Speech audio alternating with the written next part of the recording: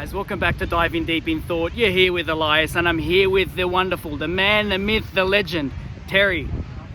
Hi. Hey Terry, how's it going today? We're here at Bondi Beach. I just want to ask you, what's the biggest lesson you've learned during this lockdown period? For yourself and about the whole world. You know when God pressed pause and the whole world just stopped? What did you feel and what's the biggest lesson you've learned? It was a bit of a shock to the system, not being able to go to the gym and do your daily things you can do every day. But, and I hate how it's this whole thing divided everybody, but all you can do is be kind to everyone else and just be yourself, I guess. Perfect, man. Authentic advice. It doesn't have to be lengthy. It doesn't have to be politically correct. We're not about that. We're just about being honest with people. And yeah, being nice obviously brings out the genuine abilities and qualities in a person. So the second question I want to ask you is that you look very youthful, but I want to go back say 5 or 10 years and I want to ask you, what's a lesson that you would want to teach to your younger self so that you wouldn't step in that again? A lesson. Just one. It can be anything. Actually, I became world champion in Muay Thai kickboxing about 12 years ago, and never ever thought I could do it, but I did it. So it just shows that no matter who you are, you can do anything if you put your mind to it. Mate, that is absolutely incredible. World champion, right? Yeah. World champion. Do you know how many people are in the world? 7.8 bloody billion. Do you see the significance in that? Man, what were you thinking? What was your major driving force? Were you doing it for the people, for your parents? Was it because there was an unfortunate event that happened in your life? What actually fueled you to get to that absolute pinnacle of martial arts? Just the love for the sport and for my family, my whānau. Yeah, I just love everything about it. And I love teaching, helping others, helping the young guys come up through the ranks. I'm always there for everyone. So, yeah. Well, Terry is someone you don't want to bloody muck around with, man. Let me tell you. But his energy says otherwise. He is so confident and calm in the way he moves, in the way he acts on the beach. He doesn't give a vibe of being intimidating or anything like that. He's very approachable. That's why I came up to him. He's got an amazing soul. He's talking from his heart. As you can see, not all martial artists are out there to kill you. He's the nicest guy. And Terry, I just want to tell you, thank you so much for the few minutes of telling us about you. And it's an absolute bloody accomplishment to understand that you were a world champion at anything.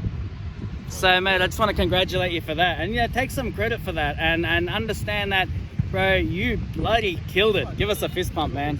It's not just that too. My old man was an All Black back in the 80s, and I'm sort of basically a result of a one-night stand with my parents because my mum was an All Black groupie back in the 70s. What do you mean by All Black? All Black groupie, like she used to hang out with the All Blacks. Oh. Do you know what I mean? Oh. I like New Zealand All Blacks. Oh, New Zealand All Blacks. Yes. Oh. So yeah, not just me. Like there's about eight of my cousins in my family that all represent New Zealand in different sports, and they're all like at the peak of their achievements and shit. And they're all because of my dad becoming an All Black years ago. And now everyone in the family wants to represent the same way, you know, which is pretty cool. You know. Yeah. And yeah, so I only met him like 10 years ago. I became world champ before I met my father, and then when I met him, it made me realise why I became such an athlete. So, and when did you and your father separate? Well, you know, did you see him for the first few years of your life, or did he leave? Oh yeah, you and your mum? No, well, where was the influence? Where do you believe that spark of hope came into your life to make you an elite in your field? You know, though it's unrelated, completely unrelated. Yeah. So what is it? Do you think it's some genetics? Do you think it's environment? Give us a bit of knowledge on that. I'm guessing it's genetics. I'm just a country boy from New Zealand. Country boy from New Zealand. Fucking New Zealand's beautiful, eh? Yeah. They filmed The Lord of the Rings there, right? Yeah. And I think in the South Island. I'm not sure. I've never seen any of that. Yeah, I don't really watch Lord of the Rings, but just looking at social media and you know, the news, came across, and it's the most beautiful place. Looked it up. It's green, vibrant, beautiful. The people are like Aussies, very, very similar, very down to earth, humble, and considerate of their traditions. And I think that's beautiful, man. And that plays a big part. So as you can see, guys, inspiration comes at the most strangest times, and we never really have to plan things. From what I'm hearing here, he just took everything that was on his plate and he moved forward. He powered through. He persevered through all the crap, through all the... I'm sure he must have met so many challenges trying to be a world champion, so many doubters, so many haters. And he actually got through it all by understanding and forming his own identity. He was unshakable to get to that level. And I just want to ask him one more question that'll probably help you guys out there who are aspiring to be anything bigger than you are now and nothing short of elite in your field. Is I just want to ask him this last question, which is, when you were doing the hard work and you'd fell a few times, what was your motivation to get back up?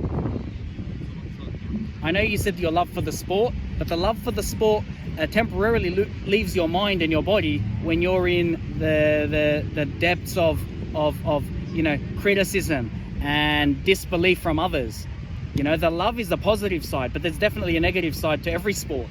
And what do you think people can draw from themselves to overcome that negativity? Color, race, religion, whatever it may be that could stop them.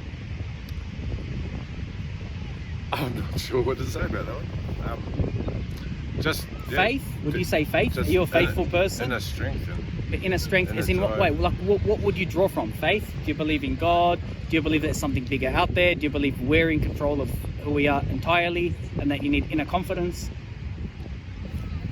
What gave you that belief? Was it looking back when you were in New Zealand, or were you here? Here. Did you live there when you were younger? Yeah. And get any inspiration from the farmers there or the village people there? Oh, my inspiration was always like Bruce Lee and Van Damme. Bruce Lee, Van Damme, yeah. So our external influences. That was always in my mind when I was competing and everything. I just thought I was invincible, basically.